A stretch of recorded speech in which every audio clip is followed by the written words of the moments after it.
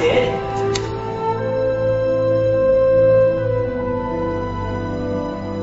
He's going to have to obviously be doing a lot of flying, and he has a lot of good strengths from swimming, which we're using, coming in real handy. Is trying to incorporate a lot of the underwater type flying that he's used to, bringing it into the atmosphere.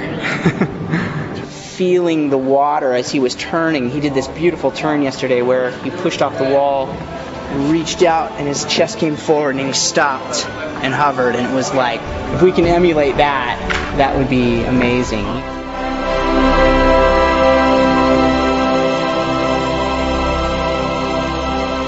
You can move in a I'm a tough way, but it doesn't come off as, it comes off as fake if you don't really have that, not I'm a tough feeling, but if you're not connected to your body, like connected to emotions.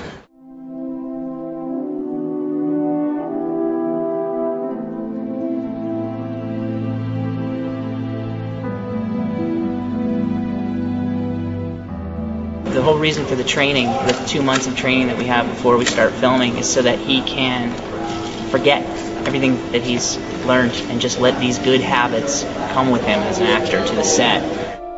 What seems to work is if you let the cable start to pull you, then you ride, then you move with your choreography so that it's seamless.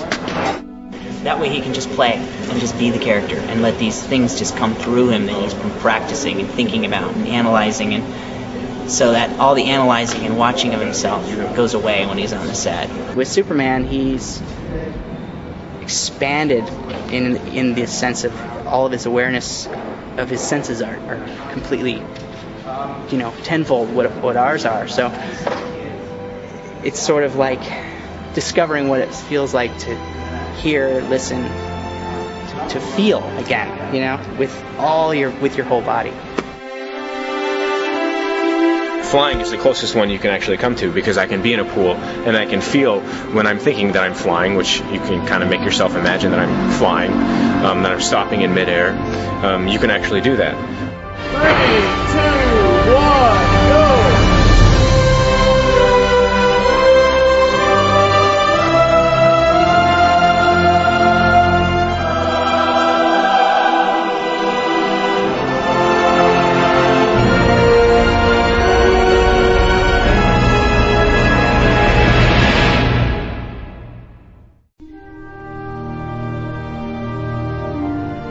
In my world, there's three kinds of painters. There are the paint foremen and the people who do the large areas of paint work and cover large sets very, very quickly. There are detail painters, people who basically detail props, detail sets, age them, give them some character. Just aging down the set, making this bronze look like it's old bronze. And is there a special technique? Water and paint. That's all I can tell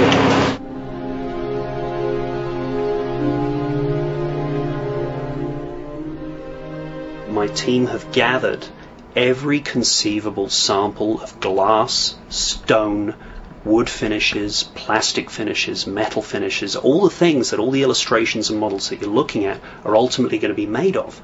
And a set, in my opinion, could be made or broken by your choices of material. I mean, these are some of the things that we do when the boys have done to simulate wood grain. So again, this has been painted onto a plain board, and we do all these samples. These are all done here, and then they're sent up for Guy to approve, and then he chooses a number of different timbers that we're using, and then that becomes the benchmark for the rest of the set. For example, we have samples of granite and samples of marble floors. Now, needless to say, we probably can't afford to use pure granite for our floors in the Daily Planet lobby. But what we can do is say, okay, this is the kind of finish we want. How can we achieve this in paint? And in actual fact, we usually have to paint it because although we're doing palisander or walnut or whatever it is, it's sort of something that it has to be heightened slightly to make it work.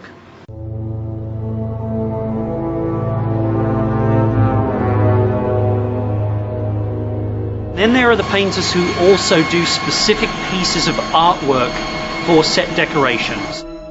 I think there are about 28 for the mansion, Vanderwerf Mansion, and there's possibly another 8 or 9 dog portraits for the boat. How does it go in the... Just go. Really? Hold It's your going to be ears. loud. No, I don't want to do that. It's too loud. It's cool. Will the wheel turn? Oh yeah. Good. These are cool too. These are really nice. It's going to look good. Pretty excited. Make it rain.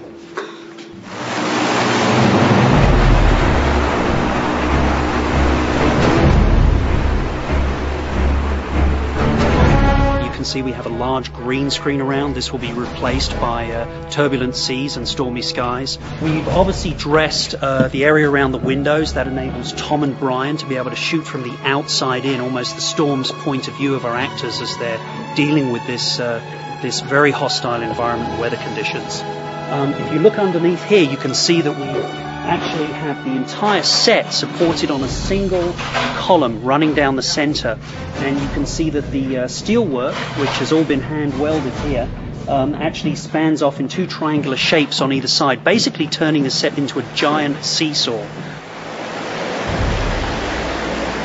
Whoa! Jesus. That's awesome. That's what you need more of, right, Neil? Yeah, we need feel more like it's speed. coming back. In the rehearsal, do it gently, and then on the day when we're shooting it, goose it up. Always crank it up. Yep. There's no impression like a first impression. Okay. Cool. Freeze for that. One thing.